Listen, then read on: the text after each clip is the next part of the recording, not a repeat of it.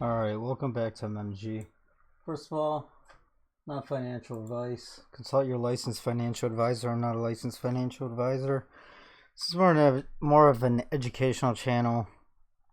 Me sharing my opinions, which could be completely wrong, and learning how to trade, looking at some charts, and yeah, I mean, we're a community at this point where we are highly educated and we're watching things closely economically so we could benefit, right? We're looking for opportunities. All right, so I made a call, probably the most epic call ever, and I said the top's in for the S&P 500. Is it in forever? I don't know. Is it in for this year and possibly 2020? I think so. Can I be completely wrong? Absolutely. But I guarantee you nobody this week or today or yesterday is calling for a top to the S&P 500. But I did it. Now, there's a lot of reasons why I'm calling this, all right?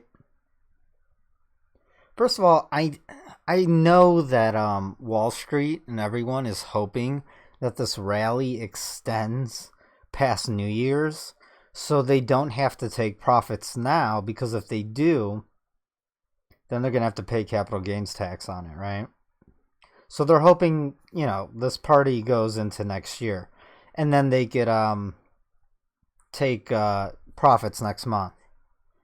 The other reason is the extreme greed. The index, the fear to greed index, is like pegged to absolute greed. Right now, nobody thinks anything could go wrong. All bad news has been ignored. The impeachment thing, I think the market is priced in that that's not going to happen. Nobody believes it's going to actually happen if you actually pay attention. And I don't think it's going to happen. That's another reason why the market didn't really sell off, but you would think the algos might pick up on the news and start selling, but nope. The repo market, I'm going to talk about that again for a second. Just going to brush over it because the Zoltan thing hasn't really worked out. Not yet, at least. What else? We broke out of that major channel that I've been showing you guys for the past few weeks, right? So this left chart here, this is a daily chart. This is just a 1 hour chart on the right. So I put this line right here at 3,200. The market gapped up this morning, big time, and I'm hoping it'll pull back and on the 1 hourly here, because there is a 9 sell. So if I missed it by what, $20, that's nothing. I still called the top. Now, another reason why I think a pullback and a correction is coming is because we did break out of this major channel, right, on the S&P. And it's not going to just break out and then just keep running higher and higher. It has to retest it. So a pullback or a dip, that's just normal. It's imminent. It should happen. Now, for me to call it the all-time top, right, it has to be more than just a dip or a pullback. It has to at least retest the bottom of this channel and then try to bounce, maybe retest the top of the channel again, but then eventually break down and break out of this channel. Now this channel is pretty significant because it goes back real far back. Now I understand that the price has broken out of the channel quite a few times, but I think if it does it again, it might be it, because there's a lot of parts and pieces moving right now that are that could easily cause a market pullback or correction to be a serious correction. All right. One is the repo market. Two is, longest bull market ever in history. Three is election season coming up. This would be five. What else? Economic data. It's really not that great. Although there is some good news today, but we're definitely at the end of this credit expansion bubble. Now you have to remember in 2008, 2007, 9, 7 and 8, right before the financial crisis, things looked great. Things looked absolutely great, and then all of a sudden, Lehman Brothers, right? A firm goes under, and then things just start snowballing and snowballing. And I've showed you guys other charts of the time correlation, the yield curve, everything, right? The yield curve did invert earlier this year, right? At least 5-6 months ago, something like that. So besides that, there's a whole lot of other things. Unemployment rates at the lowest ever. There's just a barrage, like a handful, a dozen indicators that says we're really close to the all-time high, right? So, and you guys would have been, you would, to understand, you would have been listening to me for at least a year now, because I've shown you guys a lot of things. Now you see this channel. Look how far back it goes. The beginning of the channel goes back to 2009. Now we've tested, the channel, and it's held up barely at times. Back here, when it first broke under it significantly, this was when the Fed raised interest rates for the first time in like 9 years.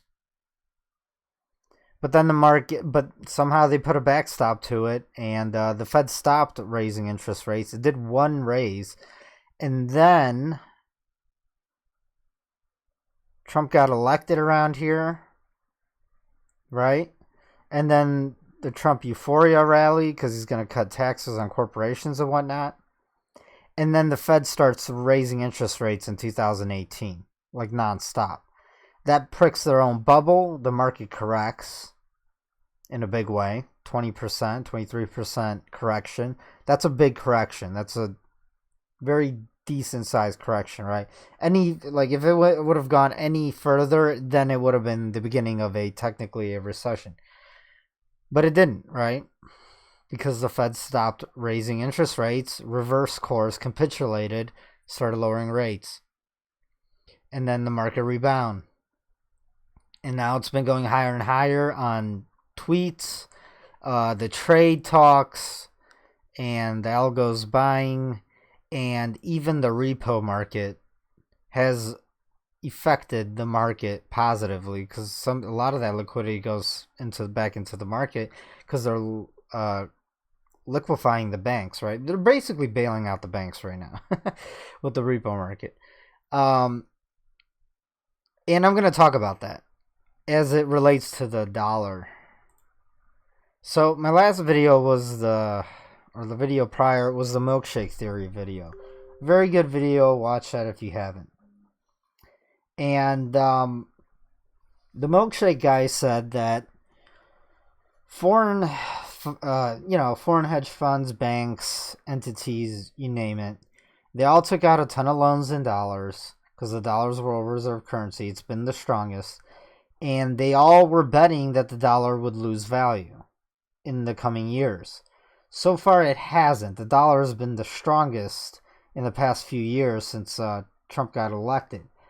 And that has started blowing up their banks. They're having liquidity crises. China needs like a $400 billion. They have like a liquidity crunch. They need $400 billion in dollars to save their own banks that are starting to go under. There's a rumor that another big one went under in China. Now you have to understand that all of these banks now globally are pretty much internationals. They're all intertwined. They all use, most of their reserves are in dollars, and that's the problem. Okay? So the repo market may have been caused by Chinese banks or other banks, maybe Brazilian, I don't know yet. And if one of them goes under, it might, through third counterparty risk, one of the major U.S. banks might get in trouble, right? Because it's all intertwined now. This entire credit bubble is global. That's why it's the everything bubble, not just for the U.S., but for the entire globe. Because the dollar is the world reserve currency, and the Fed has to keep creating credit. Credit is what? Dollars. All right. And what is credit? Debt plus interest. All right. So I think that, let's go to a dollar chart so I can think better. Where is it? Why?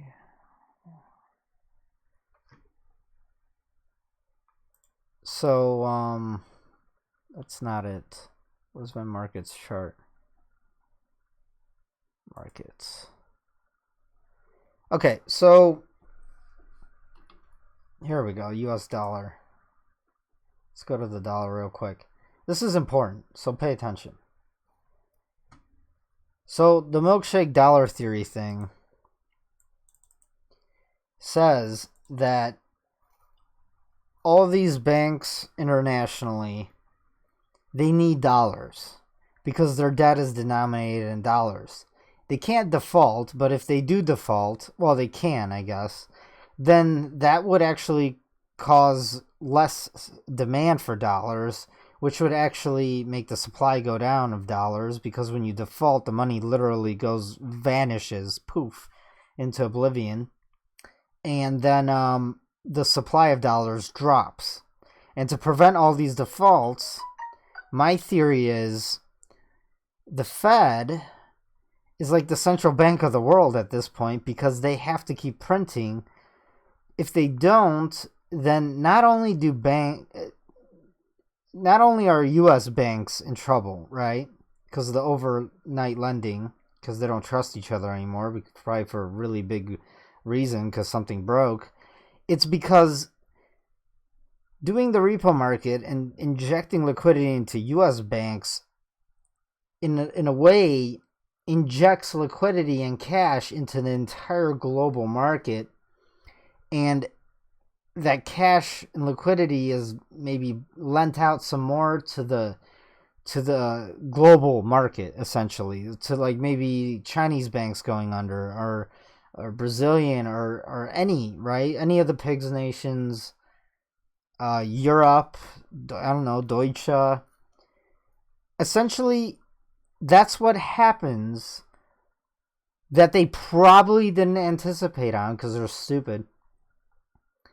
That if they create a giant credit bubble and do QE after 2008-2009 financial crisis, not only do they create a bubble for the US, but for the entire world. And there's actually more dollars outside of the US than inside. And to service all of that debt, the Fed has to keep expanding the currency supply in perpetuity forever, because it's all credit, right? There's interest on all the dollars ever printed, and it's gone global. So the Fed's trapped in a really bad way. Like, if they don't meet the liquidity demand and the demand for dollars because of all the outstanding debt globally, then we get a global depression. If they do meet it, their balance sheet is going to explode, which the markets can't ignore that forever either, and then the markets fall anyways, and the bond market blows up, meaning the bond market's like, hey, this debt is beyond we can't even service the interest on the debt for all these bonds and treasuries, and then the yields someday will just explode and spike. Like Paul Volcker came back from the dead and like started running the Fed, and that's the problem with a globalized Ponzi, essentially. That's what I'm saying. So this repo market problem, it's not going away. By the way, this is a daily chart of the dollar. Again, so deflation or inflation, it's not that simple. It's never that simple. I think right now, for the short term, we're going to see deflation. Well, the dollar is going to fall versus other fiat currencies, maybe to 95 handle. But then as emerging markets, second world, China, and the rest of them, in their firms and their banks start defaulting on all of their dollars, there'll be a rush to safety to the dollar, and two, the demand for dollars will drop, which is the milkshake theory. So very short term, maybe we'll revisit the 95 handle. Midterm, which is next 6 months, couple years or something, the dollar might actually strengthen.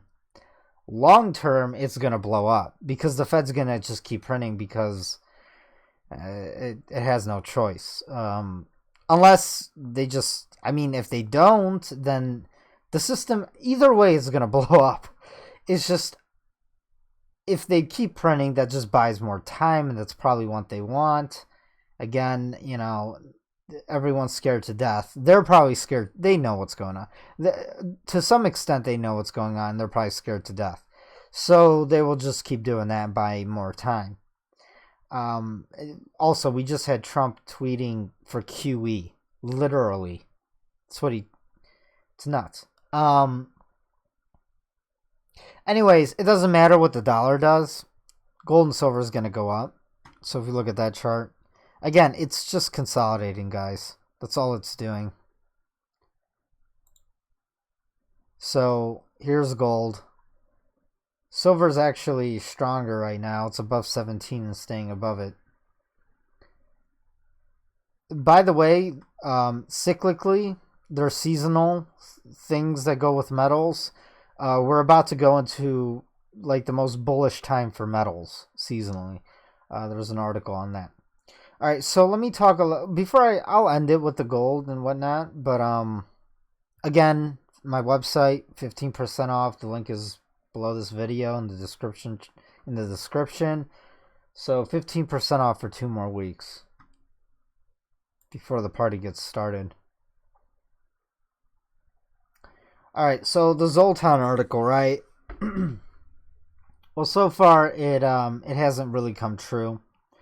It looks like the year-end repocalypse that was predicted by Credit Suisse strategist Zoltan is taking a rain check. I'm just going to read some of the stuff in here. So, as such, for the second day in a row, the Fed's term repo operations was undersubscribed, but was notable about today's temporary liquidity injection is that this was the first term repo since the start of the Fed's emergency repo program that covered. So these term repos are the Fed's gonna give them weeks and months to hold on to the cash, basically, before they have to return it for a very tiny percentage fee, right? Interest. Now, you know what's gonna happen? I guess you can't default when there's a rolling, never-ending cycle of rolling liquidity injections of repo, right? So, the bank gives back the repo, and then they'll just take it out next week, and they'll just keep doing this forever. Now, the thing to watch is, they could probably pull that off for quite some time. I don't know how long. Who knows how long? And it could become like this new norm where the Fed just keeps injecting billions and billions, and the banks will take the repo, they'll take the money, and then they'll give it back a few weeks later or a month later, something like that. And not just that, you have to watch these term repos, are they being extended time wise? They keep getting extended. This is definitely going to be an ongoing long term thing. Now the thing that you would have to watch is what gives away that this is basically QE4 and bailing them out is the balance sheet of the Fed, right? If it just keeps expanding, we just hit like 4.15 trillion. And I mean, the market and the bond market, they can't ignore it. At some point, everyone's going to say, hey, what is really going on? Is the Fed literally just injecting trillions into the banks to keep them afloat? But they're saying it's not QE because they roll over after like a few weeks or a month, and then they just do it again, because it's a never-ending like turnstile, right, of cash flowing in, flowing out, flowing in, but it's just keeping the banks afloat, right? It's keeping them from possibly, who knows, defaulting. I don't know how their balance sheets look, or they haven't reported yet. They will report in the first quarter, so maybe we'll be able to see who's in trouble. As such, it now appears that the banks finally have their fill of what they believe will be sufficient year-end liquidity, and all subsequent turn repos will likely see a lower allotment as the Fed's $500 billion liquidity backstop bazooka ends up being underutilized. So as of right now, it looks like they stopped taking the full cash that the Fed's offering them. They're only taking parts of it as of this week. And it doesn't look like anything blew up just yet. But we'll see, right? The Fed took out the bazooka last Thursday and proposed to flood the repo market with liquidity if needed. That's the catch. The primary dealers might not take all of the cash the Fed is offering. Either way, they won't need it or they won't want it. So there are two scenarios as we get close to the end of the month.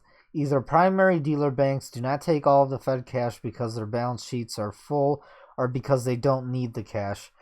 Wrightson estimates that only $300 billion to $350 billion of the $500 billion. $500 billion is, guys, that's half a trillion. $500 billion will be taken by the primary dealers. We could see whether the Fed repo ops are oversubscribed or undersubscribed by watching the results back on November 25th. So by the end of this month and year, we're going to see if they use up all the $500 billion. If they do, then things are heating up and getting worse and worse. If not, then people are probably going to be less worried. Either way, I don't even think most people care about this yet. They just believe what they say. Like, this is a temporary thing, no need to worry. Here's some other articles I talked about recently. Morgan Stanley, it's fair to say that the market rally is due to the Fed's QE. Remember that? And some of that is going probably into the market, which is insane for me to call an all-time top as that's happening. So I am, So if I'm wrong, I'm just wrong. And I guess people could make fun of me, say I was wrong. But if I'm right, I probably won't become famous, but I should. Because nobody else would call it to the day, or to the week at least, or within a few weeks, right? But if I get this right, I could at least say that I did that and nobody else did.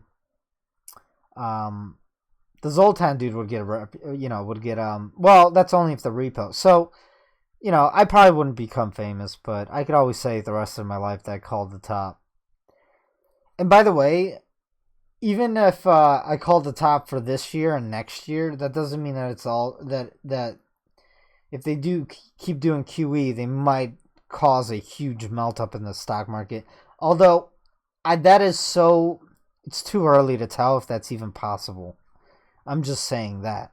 But if we do get a huge correction going into 2020, I think the probability of making new all-time highs ever again will become slim.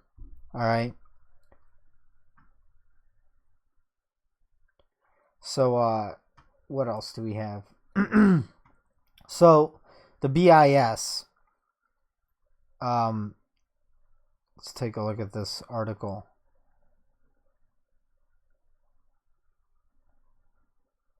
Bank of International Settlements.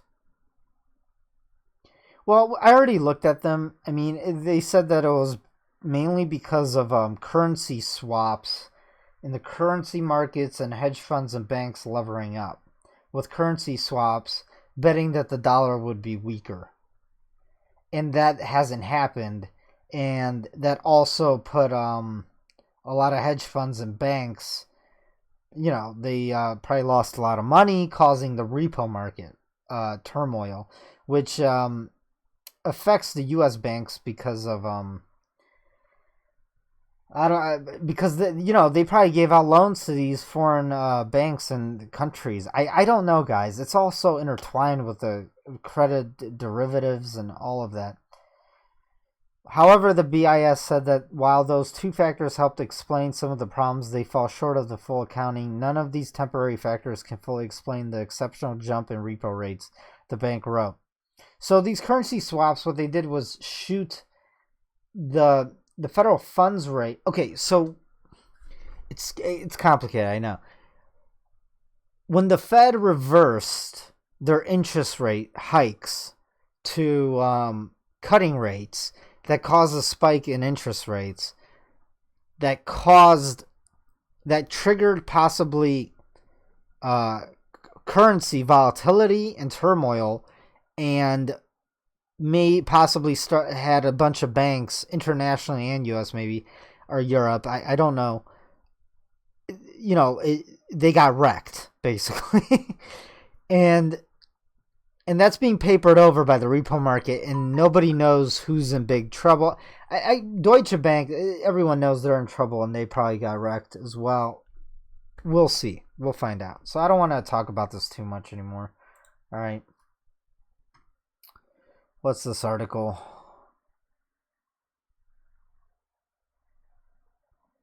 Right. So artificially low yields and interest rates, they're keeping the current environment going, right? The market's going up.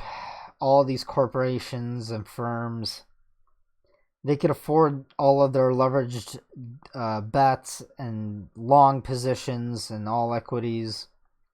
It's also created this weird dystopia where people buy bonds betting on the fact that the bond's value itself is going to go up, not so much for the yield. And they view bonds as growth stocks versus equities as growth stocks, because equities are just so overvalued, and the market cap of the entire equities market, like, guys, it cannot keep going up. It takes more and more capital in perpetuity compounding to make the price go higher. So when the market cap of, I don't know, equities is 20 trillion versus 80 trillion, it takes all that much more money to make the price go higher from 80 trillion than from, let's say, like 20 trillion. Do you understand? Anyways, yeah, so let's go take a look at some more news. This is interesting. On a side note, climate change and all that, right? I never said that the climate's not getting crazier, because it maybe is. I don't really know. We have more, media now, videos, and news, and the internet to be able to know about extreme climate changes, right? I know some scientists could look at historical data, but it probably doesn't go back that far, to be honest. For humans to understand the cycles of the weather changing. But the one thing is true, that the pole, the north, is moving. And that would definitely change the climate on the planet. All right, so it's not man-made. It's cyclically the poles flip. every, like, I don't know how many thousand years or something. And I know we're overdue for one. And the North Pole has been moving like a lot. It's abnormal. Like, look at this chart. I mean, I'll post this in the newsroom. Links in the description section below this video. All right, so 9,300 stores, retail stores like clothing and shoes, has pretty much closed this year alone. Does that sound like a booming economy? Not really. Oh, but it's because of Amazon. Yeah, they probably have a, the online shopping definitely has an impact on that. But and they're putting up huge warehouses everywhere. But then again, why is FedEx shipments going down? It's not like Amazon's shipping everyone's goods yet. They plan on to. But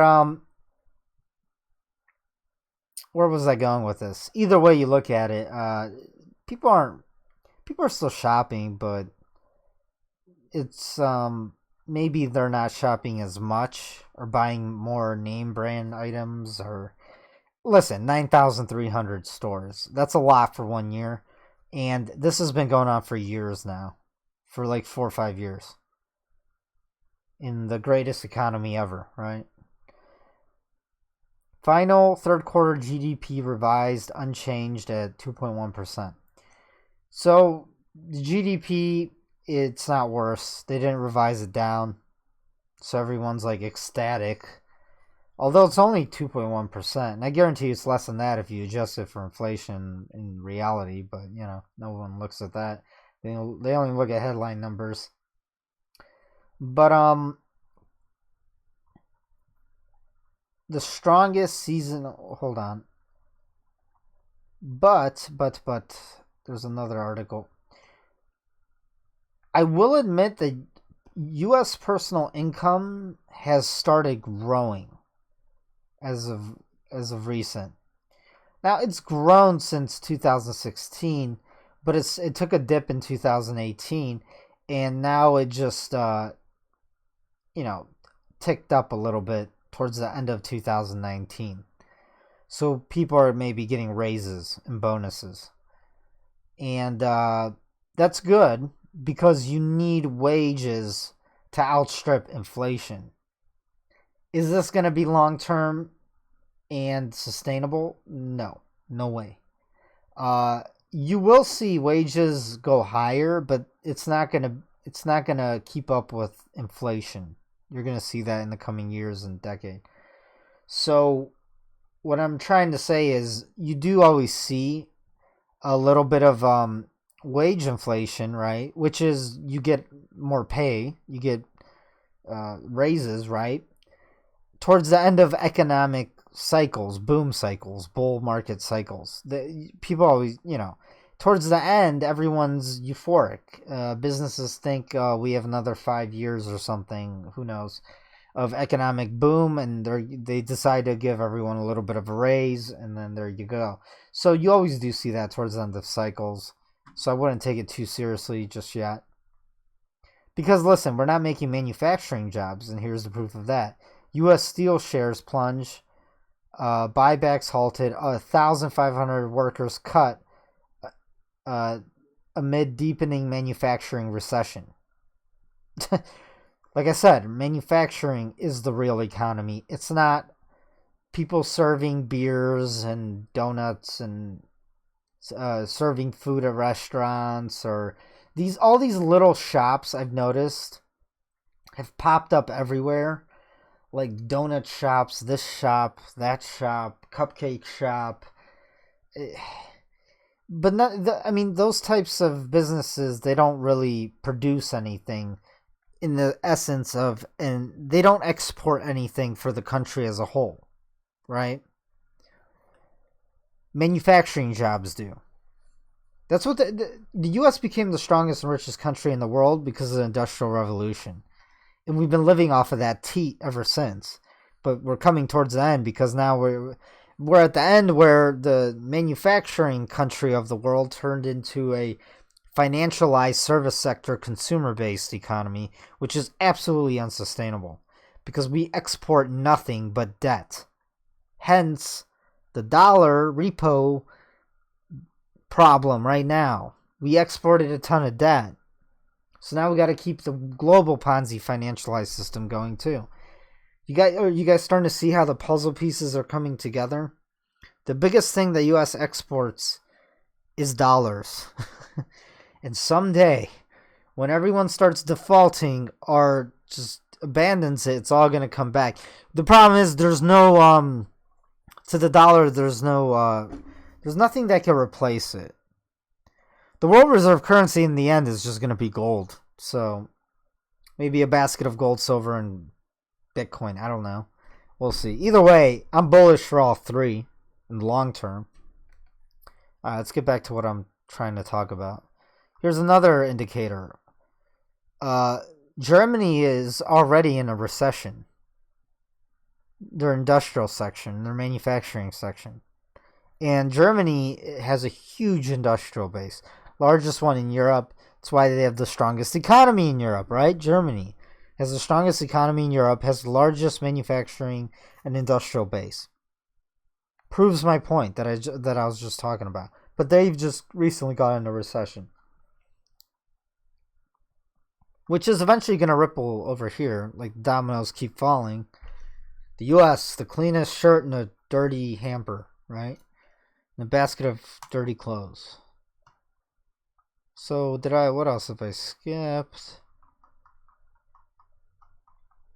It's pretty much it for now. And I think today released was the Kansas City Fed composite, but the business survey's at its lowest in 4 years. So, also, equities are on a 7-day winning streak. So I know someone's going to comment, oh, your call's going to be wrong. We're going to find out soon enough. As of right now, I'm not wrong yet.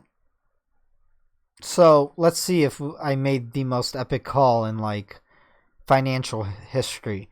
Because if it's the all-time top forever, and I called it to the week or day, or let's say even to the 2 weeks or month, I could put that on my gravestone or something and be known for it. Hopefully someone would write an article about me or something. That'd be really cool. If I call it right. So far, I'm not right yet. We'll see. Anyways, let's take a look at gold again. Should I take a look at Bitcoin? Nah, I'll make a separate video. Why not? So, pulling up a gold chart here.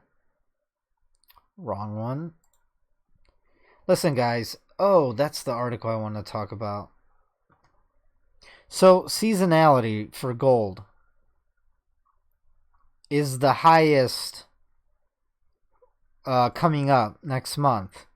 And gold has not fallen. Its low was 1446, and we already bounced back up from that. Will we go below 14? I don't think so, because the seasonality is coming up. India, Asian countries, they start buying, and it's just the season historically for precious metals to rise, as they always do. And besides that, then there's everything else, right? The balance sheet of the Fed, Trump tweeting for QE and lower interest rates, the stock market, if it does correct as I am predicting, that should also boost metals, because then everyone starts anticipating more rate cuts and QE. And then metals, and it's a safe haven bet, right? It's the only undervalued asset compared to everything else, bonds to equities. Now, I understand that metals have hit all-time highs in foreign currencies. It hasn't in the U.S., but I'm speculating it will as well soon. And if you look at this is a chart of gold. It's 6-hour chart. Let's take it to a daily chart. Besides the fact that this looks like a bull flag, and it's actually breaking out, and we have a cup and handle, this is all consolidation. All of this right here. It's consolidation. There's definitely buying going on. The smart money's buying, while everyone is chasing the last 10% on equities, right? So we are coming up on a 9 count in the next 2 days, trading days, which would be Monday and Tuesday next week. But if the market falls, I don't care. The price of gold will break above 1,500, major resistance. If it breaks above 1,500, it's good. I think it's gonna run higher and make a new high, right past 1566. That's what I'm betting on. The 3-day chart and the weekly look more bullish than the daily. Here's the 3-day chart, right? So we did have a 1, 2, 3 count with the TD, which is very bullish because that means we're going to get a 9 count to the upside. Right now, the 4 and the 5, are lagging a little bit, but that's normal in the 9 count to the upside. The 4 and 5 usually do have dips, and then we get a 6, 7, 8, 9, 4 more candles of upside, which would take us into the end of the year, breaking above 1,500, and then we'll see where we go from there. All right. But as of now, I'm still bullish, still holding long, and it'd be awesome if gold could break above 1,500 by year's end. So I could hold my long position and then take profits next year versus this year for obvious reasons, right? So I don't get hit with capital gains. All right. So still bullish here. On the weekly here, I really do need this week. It would be better if the body of this candle would go above 1492. But it's okay if it closes anywhere above 1480 this week today. So today is Friday, right? It's the 20th, and the market hasn't closed. It's 1 p.m. U.S. Eastern Standard Time. So you guys know. Let's take a look at silver real quick while I'm at it. Silver's looking strong, guys. Look at this. The chart of silver looks even better than gold because it bounced off the 200-week moving average, and it's now heading up, and it's above 17 bucks again. And if it could get back above 17.4, then I'm pretty confident we're going to go test $18 again. $18 is the equivalent of, I would say, $15 for gold, or $1,500 for gold, major resistance, right? Either way, silver looks bullish and it could drag gold up. Also, there's open interest on gold and silver. There's so much money shorting it. If the prices literally just go up a little bit, another 5-10%, those shorts are going to get squeezed, which will act like rocket fuel for the price and might shoot it up 20-30 bucks for gold, and maybe shoot us up past $18 on silver. All right, guys. 15% off. Go to my website. Links for everything is in the description section. And smash them likes. Leave questions or anything, comments in the comment section. I will answer them and read them. And smash them likes. Share my videos. Only way my channel grows, and I will continue to do this. Until next time, guys.